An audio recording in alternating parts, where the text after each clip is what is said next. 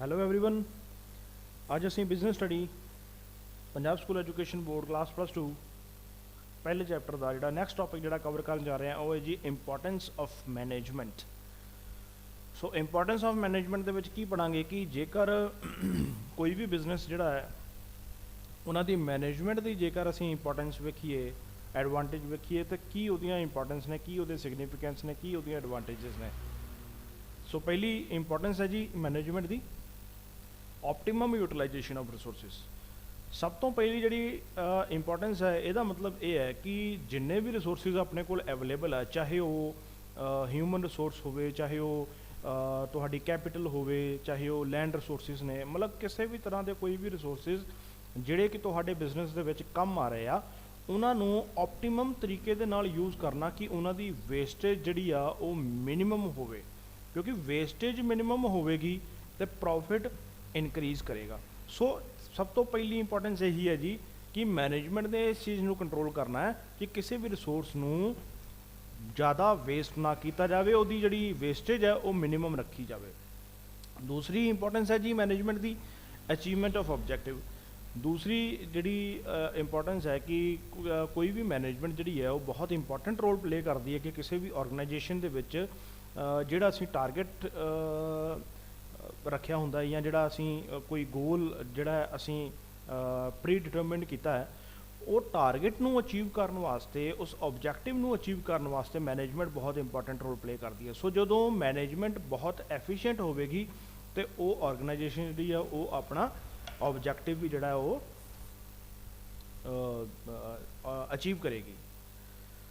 तीसरी जिहड़ी दी इंपॉर्टेंस आ जाती है जी minimization of cost. Minimization of cost का मतलब है कि खर्चे नू बिल्कुल मिनिमम कर देना, क्योंकि देखो जो एक एफिशिएंट मैनेजमेंट की आप गल करते हैं ना तो एफिशिएंट मैनेजमेंट एफिशिएंसी ते एफिशिएंट तरीके दे नाल ते बिल्कुल एफिशिएंसी दे नाल काम करती है, जिस वो टाइम भी बचाएगी, जिहदे विच वो अपने कॉस्ट भी बचाएगी, खर्चा भी घटाएगी। सो जदों ये दोनों चीज़ां घट जाएगियां तो उहदे नाल अपना प्रॉफिट जिहड़ा वो इनक्रीज़ हो जाता है। इस करके सब तो जिहड़ा इंपॉर्टेंट चीज़ आ जाती है जी खर्चे नू मिनिमाइज़ करना। सो ये भी इंपॉर्टेंस है जी इसदी। चौथी इंपॉर्टेंस है the growth and development of organization. Growth and development of organization का मतलब है कि कोई भी मैनेजमेंट जी है जेकर वो जदों भी आप बिजनेस नू एक्सपैंड करते हैं, क्योंकि जो जिमें जिमें बिजनेस अपना अपना ग्रो करता है ना, जिमें जिमें अपने बिजनेस दी जिहड़ियां ट्रांजैक्शनस वधदियां, जिमें जिमें अपने लिंक वधदे हैं, जिमें जिमें आप अपनी बिजनेस एक्टिविटीज़ नू वधाउने आ, सो उहदे नाल ही सानू अपनी मैनेजमेंट नू भी एक्सपैंड करना पैंदा है, क्योंकि एक मैनेजमेंट जी है फिर ज़्यादा वड्डे बिजनेस नू मैनेज नहीं कर सकती। सो इस करके उन्होंने भी अपने आप नू एक्सपैंड करना पैंदा है। सो मैनेजमेंट वास्ते बड़ा जरूरी हो जाता है कि वो किसी भी ऑर्गेनाइजेशन की ग्रोथ ते डिवेलपमेंट वास्ते काम करे, क्योंकि जेकर कोई बिजनेस जिहड़ा है वो काम कर रहा है उस बिजनेस का ये एम होना चाहिए है कि ऑब्जेक्टिव अचीव करने दे नाल नाल उन्होंने अपने बिजनेस नू ग्रो भी करना है, उन्होंने अपने बिजनेस को डिवेलप भी करना है। सो ये सी चौथी इंपॉर्टेंस। पंजवीं आ जाती है जी supply of better quality products. पंजवीं जी इंपॉर्टेंस है वो वेख्या जाए तो सोसाइटी पॉइंट ऑफ व्यू के नाल है कि कोई भी ऑर्गेनाइजेशन जी आ वो इस वास्ते अपनी मैनेजमेंट के उपर काम करती है या मैनेजमेंट इस करके बिजनेस को मैनेज करता है ताकि वो बैटर क्वालिटी प्रोडक्ट्स जिहड़े आ वो मार्केट दे विच अवेलेबल करवा सकन। सो बैटर क्वालिटी प्रोडक्ट की जो आप गल करते हैं ना, सो बैटर क्वालिटी प्रोडक्ट दे विच एक चीज़ बड़ी कॉमन हो जाती है। जेकर असीं अपने प्रोडक्ट नू इंप्रूव करना चाहुंदे आ, इंप्रूव करने वास्ते किसी भी प्रोडक्ट की रिसर्च एंड डिवेलपमेंट के उपर काम करना पवेगा। सो जो प्रोडक्ट की रिसर्च एंड डिवेलपमेंट लगातार चलती रहिंदी है, सो उहदे नाल तुसीं अपने प्रोडक्ट की क्वालिटी नू बैटर बना सकते हो। सो ये सी पंजवां। छेवां point to ensure regular supply of products. Management ने इस चीज़ का भी ध्यान रखना है कि तुहाडा प्रोडक्ट मार्केट के विच रेगूलर जिहड़ा है सप्लाई होंदा रहे।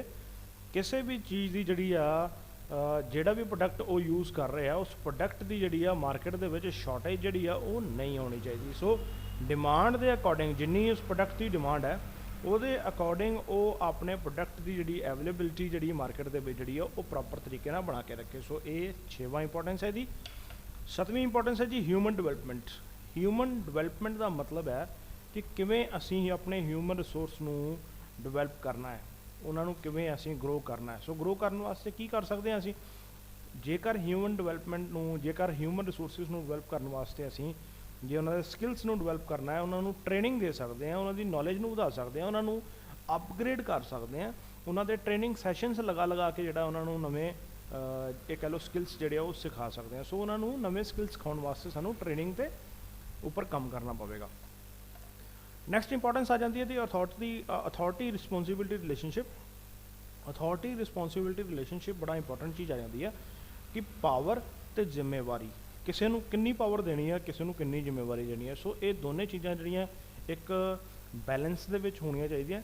ਅਥਾਰਟੀ ਅਤੇ ਰਿਸਪੌਂਸਿਬਿਲਿਟੀ, ਤੁਸੀਂ ਪਾਵਰਸ ਵੀ ਉਹਨਾਂ ਦੀਆਂ ਤੈਅ ਕਰਨੀਆਂ, ਪਲੱਸ ਤੁਸੀਂ ਆਪਣੀਆਂ ਉਹਨਾਂ ਦੀਆਂ ਰਿਸਪੌਂਸਿਬਿਲਿਟੀਜ਼ ਨੂੰ ਵੀ ਤੈਅ ਕਰਨਾ।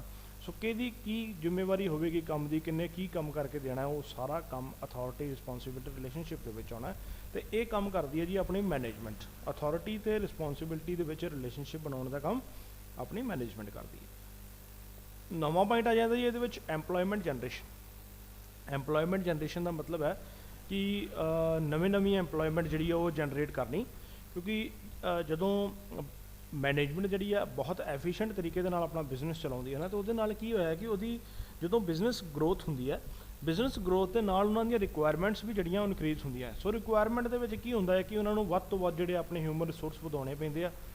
ਸੋ ਜਿਵੇਂ ਉਹਨਾਂ ਦਾ ਬਿਜ਼ਨਸ ਗਰੋ ਕਰਦਾ ਉਵੇਂ ਫਿਰ ਉਹ ਐਮਪਲੋਇਮੈਂਟ ਵੀ ਜਨਰੇਟ ਕਰਦੇ ਆ। ਸੋ ਐਮਪਲੋਇਮੈਂਟ ਜਨਰੇਸ਼ਨ ਵਾਸਤੇ ਵੀ ਜਿਹੜਾ ਹੈ ਮੈਨੇਜਮੈਂਟ ਬਹੁਤ ਇੰਪੋਰਟੈਂਟ ਹੈ। ਨੈਕਸਟ ਹੈ ਜੀ point, to minimize risk. Risk ਨੂੰ ਮਿਨੀਮਾਈਜ਼ ਕਰਨਾ। ਵੇਖੋ ਹੁਣ ਕੋਈ ਵੀ ਮੈਨੇਜਮੈਂਟ ਜਿਹੜੀ ਆ ਉਹ ਪ੍ਰੋਪਰ ਤਰੀਕੇ ਦੇ ਨਾਲ ਚਾਹੇ ਉਹ ਮਾਰਕੀਟ ਦਾ ਡੇਟਾ ਇਕੱਠਾ ਕਰਦੀ ਹੋਵੇ, ਚਾਹੇ ਉਹ ਸਰਵੇ ਕਰਦੀ ਹੋਵੇ, ਚਾਹੇ ਉਹ ਕਿਸੇ ਵੀ ਰਿਟੇਲਰ ਦੇ ਨਾਲ ਡੀਲ ਕਰਦੀ ਹੋਵੇ, ਹੋਲਸੇਲਰ ਦੇ ਨਾਲ ਡੀਲ ਕਰਦੀ ਹੋਵੇ, ਉਹਨਾਂ ਦੇ ਨਾਲ ਕਮਿਊਨੀਕੇਟ ਕਰਕੇ ਕੀ ਹੈ ਕਿ ਉਹ ਅੰਦਾਜ਼ਾ ਲਗਾ ਲੈਂਦੇ ਆ ਕਿ ਆਉਣ ਵਾਲੇ ਸਮੇਂ ਦੇ ਵਿੱਚ ਕੀ ਤਰ੍ਹਾਂ ਦੇ ਚੇਂਜਸ ਜਿਹੜੇ ਆਉਣ ਵਾਲੇ ਆ।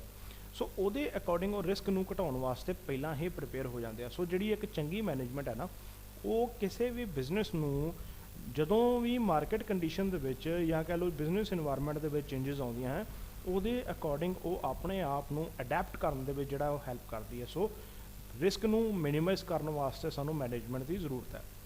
ਨੈਕਸਟ ਪੁਆਇੰਟ ਆ ਜਾਂਦਾ ਜੀ, ਟੂ ਐਨਕਰੇਜ ਇਨੋਵੇਸ਼ਨਸ।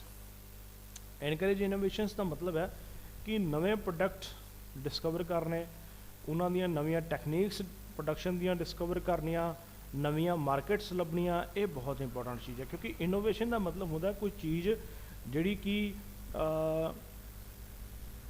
ਡਿਸਕਵਰਡ ਹੋਈ ਆ, ਉਹਦੇ ਉੱਪਰ ਕਿਵੇਂ ਤੁਸੀਂ ਕੰਮ ਕਰਕੇ ਉਸ ਚੀਜ਼ ਨੂੰ ਬਿਹਤਰ ਬਣਾਉਂਦੇ ਹੋ, that is innovation.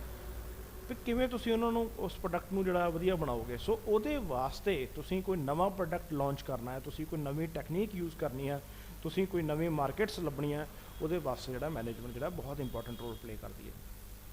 Next point ਆ ਜਾਂਦਾ ਜੀ, ਮੈਕਸੀਮਾਈਜੇਸ਼ਨ ਆਫ ਪ੍ਰੋਫਿਟਸ। ਇਹ ਤਾਂ ਵੈਸੇ ਬਿਜ਼ਨਸ ਦਾ ਮੇਨ ਮੋਟਿਵ ਹੁੰਦਾ ਹੀ ਹੈ ਜੀ। ਕੋਈ ਵੀ ਬਿਜ਼ਨਸ ਪ੍ਰੋਫਿਟ ਕਮਾਉਣ ਵਾਸਤੇ ਕੰਮ ਕਰਦਾ ਹੈ ਤਾਂ ਉਸ ਪ੍ਰੋਫਿਟ ਨੂੰ ਮੈਕਸੀਮਾਈਜ਼ ਕਰਨਾ, ਜਿੰਨਾ ਹੋ ਸਕੇ ਪ੍ਰੋਫਿਟ ਨੂੰ ਵਧਾਉਣਾ। ਪ੍ਰੋਫਿਟ ਨੂੰ ਵਧਾਉਣ ਵਾਸਤੇ ਕੀ ਕਰ ਸਕਦੇ ਹੋ, ਰਿਡਿਊਸ ਕਾਸਟ, ਖਰਚਾ ਘਟਾ ਦਿਓ, ਐਂਡ ਇਨਹੈਂਸ ਰੈਵਨਿਊ। ਉਹਦੇ ਨਾਲ ਕੀ ਹੋਏਗਾ ਜੀ, ਤੁਹਾਡਾ ਰੈਵਨਿਊ ਜਿਹੜਾ ਹੈ ਉਹ ਵੱਜੇਗਾ ਅਤੇ ਮੈਕਸੀਮਮ ਪ੍ਰੋਫਿਟ ਤੁਸੀਂ ਅਰਨ ਕਰੋਗੇ। ਸੋ ਇਹਦੇ ਵਾਸਤੇ ਵੀ ਮੈਨੇਜਮੈਂਟ ਜਿਹੜੀ ਬਹੁਤ ਇੰਪੋਰਟੈਂਟ ਰੋਲ ਪਲੇ ਕਰਦੀ ਹੈ। ਨੈਕਸਟ ਪੁਆਇੰਟ ਆ ਜਾਂਦਾ ਹੈ ਜੀ, effective leadership and motivation.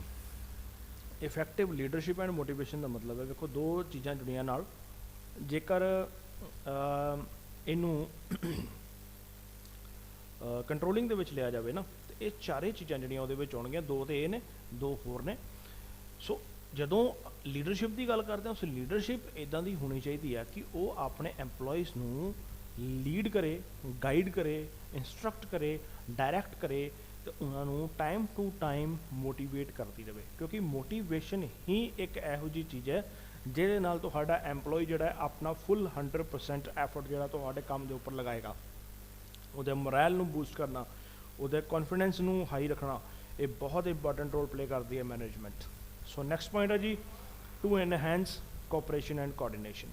Cooperation ਨੂੰ ਅਤੇ ਕੋਆਰਡੀਨੇਸ਼ਨ ਨੂੰ ਇਨਹੈਂਸ ਕਰਨਾ। ਕੋਆਪਰੇਸ਼ਨ ਦਾ ਮਤਲਬ ਹੁੰਦਾ ਜੀ ਤਾਲਮੇਲ ਬਣਾ ਕੇ ਰੱਖਣਾ, ਅਤੇ ਕੋਆਰਡੀਨੇਸ਼ਨ, ਦੋਨੇ ਚੀਜ਼ਾਂ ਇੱਕ ਦੂਸਰੇ ਦੇ ਨਾਲ ਰਿਲੇਟਡ ਨੇ। ਕੋਆਪਰੇਸ਼ਨ ਇੱਕ ਦੂਸਰੇ ਦੇ ਨਾਲ ਰਲ ਕੇ ਚੱਲਣਾ, ਕੋਆਰਡੀਨੇਸ਼ਨ ਤਾਲਮੇਲ ਬਣਾਉਣਾ।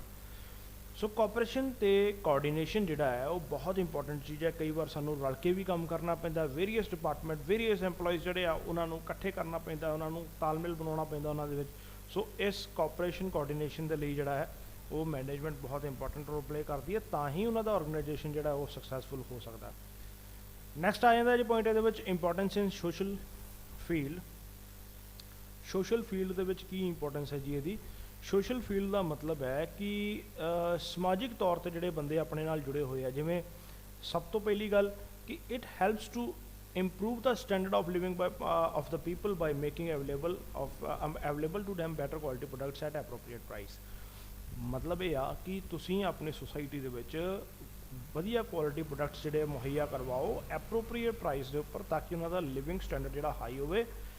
ਸੁਸਾਇਟੀ ਦੇ ਨਾਲ ਰਿਲੇਟਡ ਚੀਜ਼ਾਂ ਨੇ, ਤੇ ਇਹ ਵੀ ਰਿਸਪੌਂਸਿਬਿਲਿਟੀ ਬਣਦੀ ਹੈ ਮੈਨੇਜਮੈਂਟ ਦੀ ਕਿ ਉਹ ਆਪਣੇ ਐਮਪਲੋਈਜ਼ ਨੂੰ ਫੇਅਰ ਰੈਮੂਨਰੇਸ਼ਨ ਪ੍ਰੋਵਾਈਡ ਕਰੇ, ਅਤੇ ਉਹਨਾਂ ਨੂੰ ਸ਼ੇਅਰ ਹੋਲਡਰਸ ਨੂੰ ਜਿੰਨਾ ਉਹਨਾਂ ਦਾ ਡਿਵੀਡੈਂਡ ਬਣਦਾ ਹੈ, ਸੈਟਿਸਫੈਕਟਰੀ ਡਿਵੀਡੈਂਡ, ਜਿਹੜਾ ਕਿ ਉਹਨਾਂ ਨੂੰ ਰਿਟਰਨ ਮਿਲਦੀ ਹੈ ਆਪਣੇ ਪੈਸੇ ਲਗਾਏ ਹੋਏ, ਤੇ ਜਿਹੜੀ ਉਹਨਾਂ ਨੂੰ ਰਿਟਰਨ ਪੈਸਾ ਮਿਲਦਾ ਉਹਨੂੰ ਡਿਵੀਡੈਂਡ ਕਿਹਾ ਜਾਂਦਾ ਹੈ ਸ਼ੇਅਰ ਹੋਲਡਰਸ ਨੂੰ। ਸੋ ਜਿਹੜਾ ਉਹਨਾਂ ਨੂੰ ਡਿਵੀਡੈਂਡ ਮਿਲਦਾ ਉਹ ਵੀ ਬਿਲਕੁਲ ਸੈਟਿਸਫੈਕਟਰੀ ਉਹਨਾਂ ਦੇ ਵਾਸਤੇ ਹੋਣਾ ਚਾਹੀਦਾ। ਸੋ ਇਹਦੇ ਵਾਸਤੇ ਮੈਨੇਜਮੈਂਟ ਬਹੁਤ ਇੰਪੋਰਟੈਂਟ ਰੋਲ ਪਲੇ ਕਰਦੀ ਹੈ। ਨੈਕਸਟ ਪੁਆਇੰਟ ਆ ਜਾਂਦਾ ਜੀ achievement of customer satisfaction. Customer the satisfaction ਨੂੰ ਅਚੀਵ ਕਰਨਾ, ਕਿਉਂਕਿ ਅਲਟੀਮੇਟ ਜਿਹੜਾ ਮਾਰਕੀਟ ਦਾ ਕਿੰਗ ਹੈ ਉਹ ਕਸਟਮਰ ਹੈ। ਸੋ ਜਿੰਨੀ ਦੇਰ ਤੱਕ ਕਸਟਮਰ ਸੈਟਿਸਫਾਈ ਨਹੀਂ ਹੋਏਗਾ ਉਨੀ ਦੇਰ ਤੱਕ ਤੁਹਾਡਾ ਬਿਜ਼ਨਸ ਸਕਸੈਸਫੁਲ ਨਹੀਂ ਹੋ ਸਕਦਾ। ਸੋ ਮੈਨੇਜਮੈਂਟ ਜਿਹੜੀ ਹੈ ਬਹੁਤ ਇੰਪੋਰਟੈਂਟ ਰੋਲ ਪਲੇ ਕਰਦੀ ਹੈ ਕਿ ਕਿਸੇ ਵੀ ਕਸਟਮਰ ਦੀਆਂ ਨੀਡਸ ਨੂੰ, ਉਹਨਾਂ ਦੀਆਂ ਜ਼ਰੂਰਤਾਂ ਨੂੰ ਪੂਰਾ ਕਰਨਾ, ਉਹਨਾਂ ਦੀ ਜ਼ਰੂਰਤਾਂ ਨੂੰ ਫੁੱਲਫਿਲ ਕਰਨਾ, ਇਹ ਬਹੁਤ ਇੰਪੋਰਟੈਂਟ ਰੋਲ ਪਲੇ ਕਰਦੀ ਹੈ ਮੈਨੇਜਮੈਂਟ ਇਹਦੇ ਵਿੱਚ। ਲਾਸਟ ਪੁਆਇੰਟ ਹੈ ਜੀ proper liaison with different stakeholders. ਹੁਣ ਸਟੇਕ ਹੋਲਡਰਸ ਦੇ ਵਿੱਚ ਬਹੁਤ ਸਾਰੀਆਂ ਚੀਜ਼ਾਂ ਹੋਣਗੀਆਂ।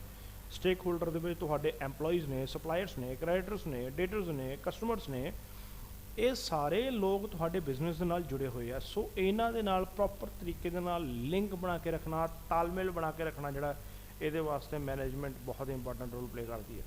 ਸੋ ਇਸ ਟੌਪਿਕ ਦੇ ਵਿੱਚ ਮੈਂ ਆਸ ਕਰਦਾ ਕਿ ਤੁਹਾਨੂੰ ਬਿਲਕੁਲ ਇਹ ਚੰਗੀ ਤਰ੍ਹਾਂ ਸਮਝ ਲੱਗੀ ਹੋਏਗੀ ਇੰਪੋਰਟੈਂਸ ਆਫ ਮੈਨੇਜਮੈਂਟ। ਇਹ ਕੁਐਸਚਨ ਜਿਹੜਾ ਇੰਪੋਰਟੈਂਸ ਲਿਖ ਕੇ ਵੀ ਆ ਸਕਦਾ, ਸਿਗਨੀਫੀਕੈਂਸ ਲਿਖ ਕੇ ਵੀ ਆ ਸਕਦਾ, ਤੇ ਐਡਵਾਂਟੇਜਸ ਲਿਖ ਕੇ ਵੀ ਆ ਸਕਦਾ, ਤੇ ਮੈਰਿਟ ਲਿਖ ਕੇ ਵੀ ਆ ਸਕਦਾ। ਸੋ ਜੋ ਵੀ ਲਿਖ ਕੇ ਆਇਆ ਤੁਸੀਂ ਉਹਦੇ ਵਿੱਚ ਇਹੀ ਚੀਜ਼ ਜਿਹੜੀ ਆ ਉਹ ਕਵਰ ਕਰਨੀ ਹੈ। Okay, thank you. ਮਿਲਦੇ ਆ ਨੈਕਸਟ ਵੀਡੀਓ ਦੇ ਵਿੱਚ।